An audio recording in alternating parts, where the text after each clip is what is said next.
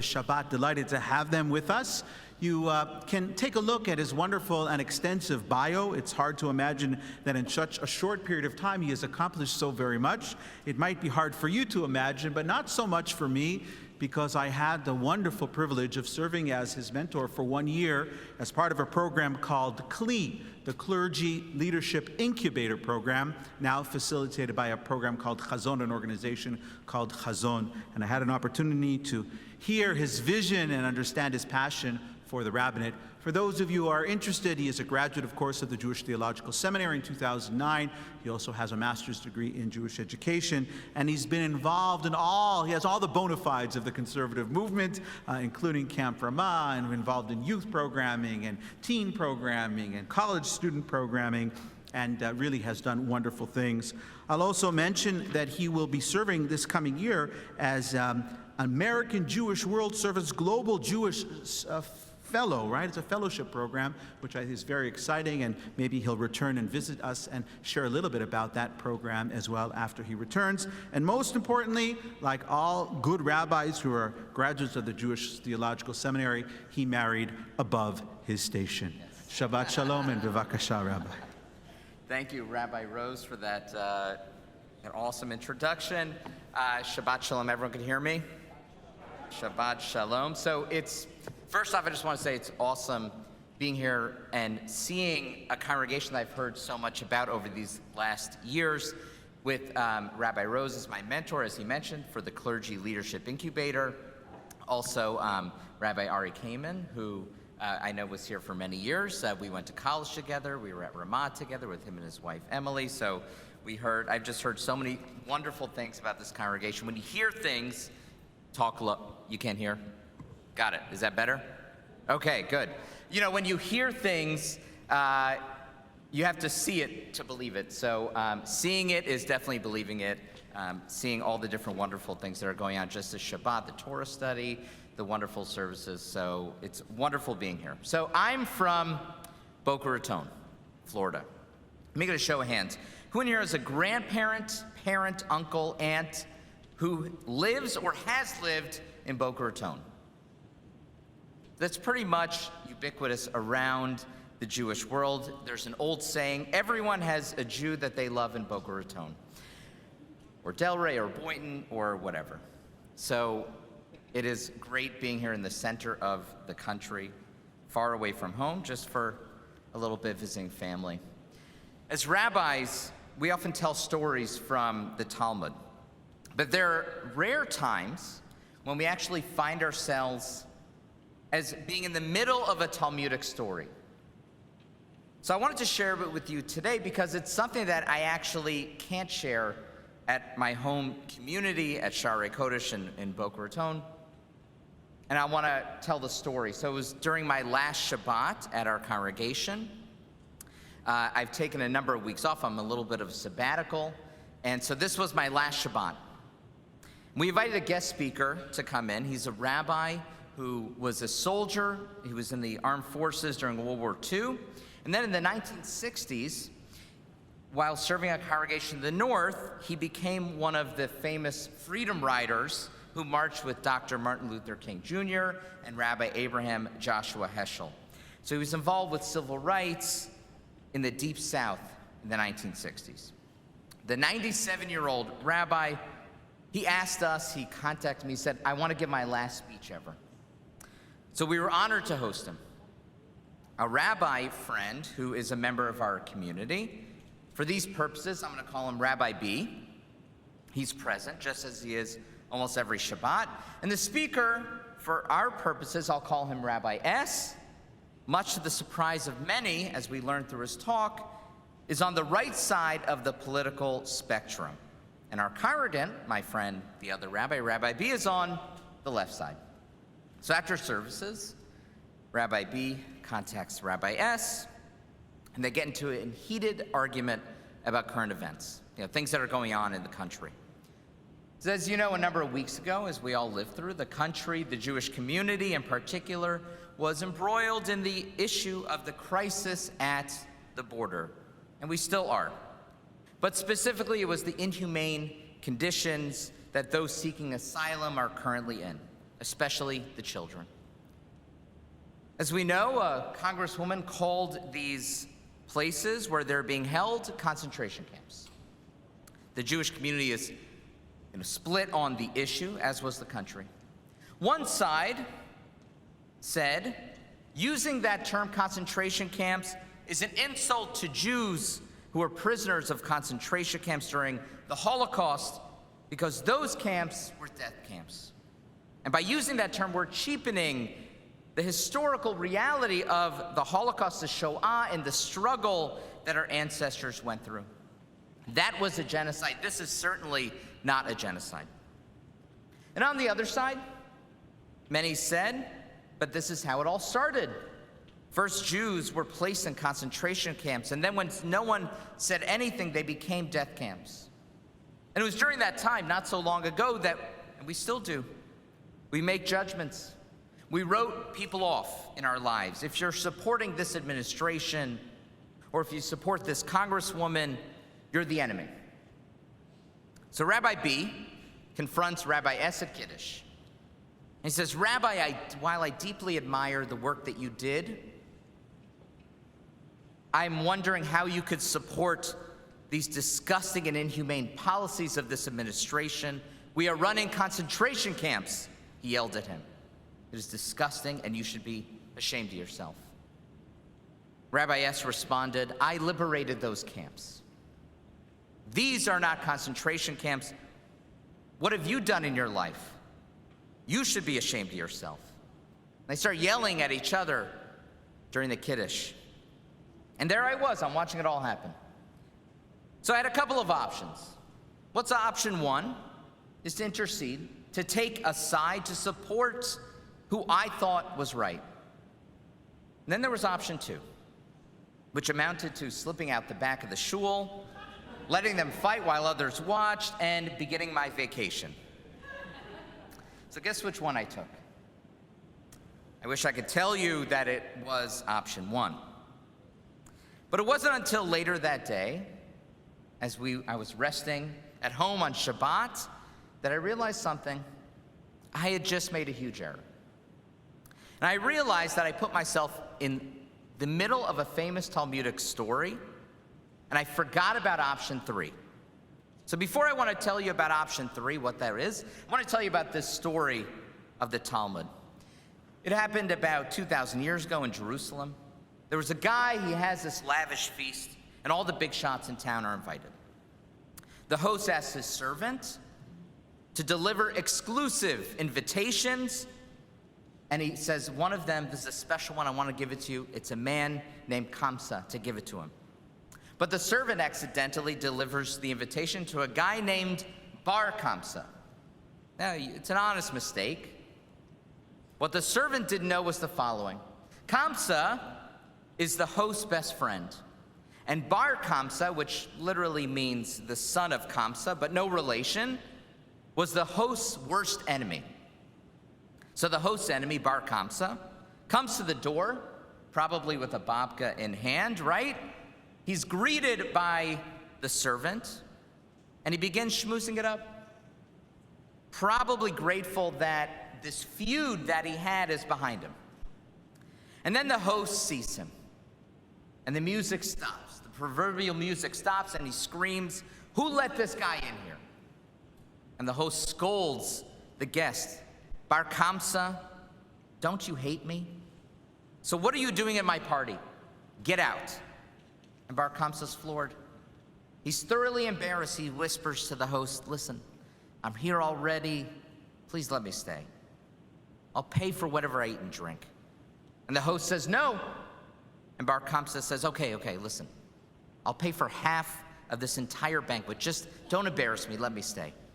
And he says, "No, get out." And then Bar Kamsa says, "Okay, I will pay for the entire banquet. Just please don't embarrass me. Let me stay." And then the host physically picks up Bar Kamsa and throws him out of the house. Well, Bar Kamsa, as you can imagine, as any of us would be, was utterly embarrassed. He's shamed in public. But what really upset Bar Kamsa was who was watching and did nothing. The Talmud says that Bar Kamsa had the following thought. He says, the rabbis were there, and they were watching this entire story play out. And they did nothing to stop the host. If they did nothing, I guess they approve. So I'm going to go to the king, and I'm going to inform against them. The rest of the story tells a series of unfortunate events. Bar Kamsa plots against the rabbis to the Romans. The Romans led an army which destroys the Holy Temple and the city of Jerusalem and ends Jewish sovereignty over the land. Now, our sages, our rabbis at the time, they're trying to figure out why the Second Temple was destroyed in the year 70 CE of the Common Era. The first temple, they said, was destroyed because people didn't keep mitzvot. But during the second temple, they did. They were pious. They kept Shabbat. They kept kosher. But it was because of sinat chinam, as usually translates as baseless hatred, but I have a different translation. I call it hatred unbound because, why? Because hatred always has a basis. It's not a good basis, but there's always a basis for it. And using that translation of baseless hatred tells us that, some types of hatred is okay, but it's the other types that aren't. So I like to use a different term. Hatred unbound. The host may have had good reason to hate this Bar Kamsa guy. Hey, who am I to judge? And we don't know what he did. The problem, according to the Talmud, wasn't the host and Bar Kamsa alone, but the rabbis who watched it all and slipped out the back, just like I did. They didn't employ option 3, or as I like to call it, the Tevye option. There's a famous scene in Fiddler on the Roof when the villagers, they hear about the news that the Jews in another shtetl were being evicted from their homes by the Tsar. And the villagers say, let's not worry about the outside news. And then Tevye says, you know what? You're right.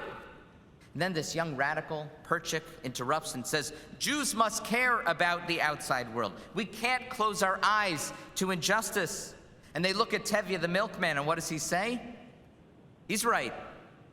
And then they say, Reb Tevye, he's right and he's right. They can't both be right. And Reb Tevye says, you know what? You're also right. Right? That famous scene. The interesting thing is Tevye is not actually saying that they're both right. He is saying that there's a third side to every argument, which is shalom, peace. And it reminded me of a story of Aaron, the high priest, and how he receives a very famous title. He was called a Rodef Shalom, which literally means a man who pursued peace. Now, how did he get that name? So when he dies, which I believe was this week, when he dies, sorry, I was in the Torah study, I missed that. When Aaron passes, the entire house of Israel weeps for 30 days. But when Moses dies, they said only the men cried. Now Moses was the judge. He sought truth. He often rebuked people when they let God down. But Aaron never said to the people, you acted offensively. He had a different way of doing things. Aaron makes peace between people who fought with each other. And the Talmud tells the story, he would sit with one party and say, my son, look how your friend beats his breast and tears his hair out, and says, how can I raise my eyes and face my friend? I too would be embarrassed because I acted so offensively towards him. He would then sit with the other person in the party until they removed the hate from their heart. He would sit with that person. And then he would go to the guy's enemy and he would say the same exact thing to him. And he would sit with him until all the hate left from his heart. Later on, when the men saw each other, they would forgive each other and they would embrace each other as brothers. And the Talmud says that is why the entire house of Israel wept for Aaron. Did Aaron lie? He did. He sacrifices truth for peace. And he says what Tevye said, maybe. Maybe they're both right. We just observed Rosh Chodesh. It was just yesterday. The month of Menachem Av. And we are at the beginnings of the 9 days that lead up to the 9th of Av, this fast day of Tisha B'av, when we mourn the loss of the holy temples and many other tragedies that have befallen our people. Our rabbis knew that there are some forces that are just simply out of our control. A Roman general will do what a Roman general wants to do. And yet, rather than putting all the blame on outside forces, they were introspective. What could they have done to create a culture of peace and not conflict?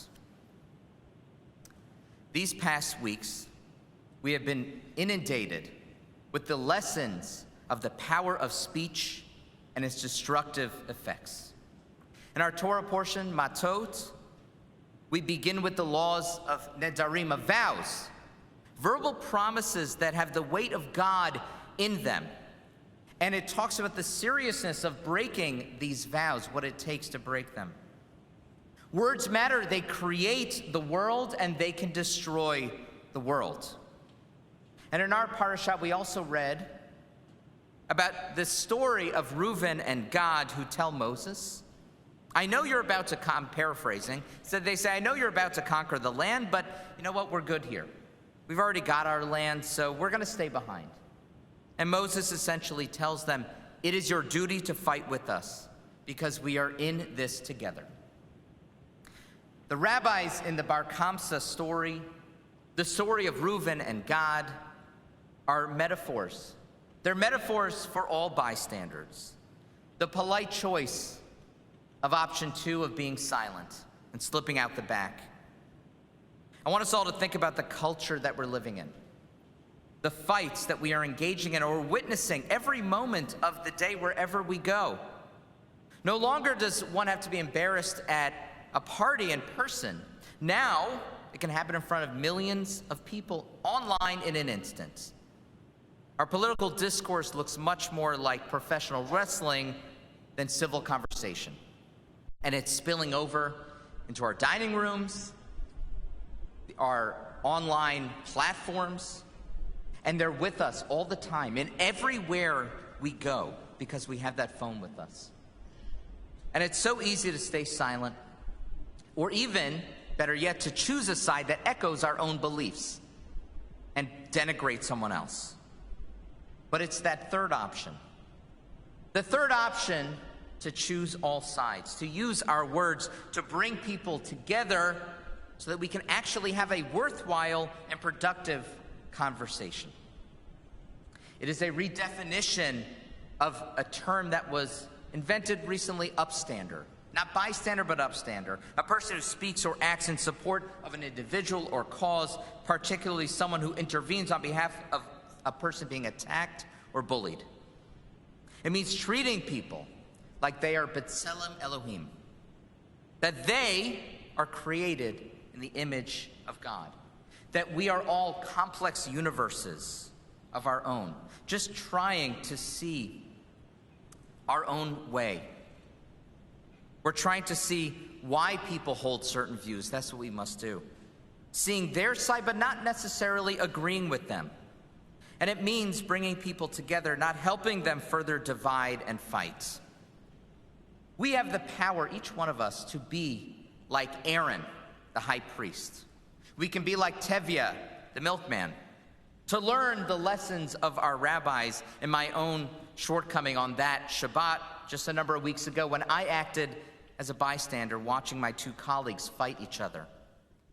During these 9 days, may we realize the awesome potential of our words and use them wisely, even if our leaders do not. And may we take the opportunity on the 9th of Av, Tisha B'av, not just to abstain from food and drink and all the other things, the earthly pleasures, but to also abstain from arguing with others, especially online, and use our words to bring people together. Shabbat Shalom. Ken Yehi Ratzon, may be God's will. Amen.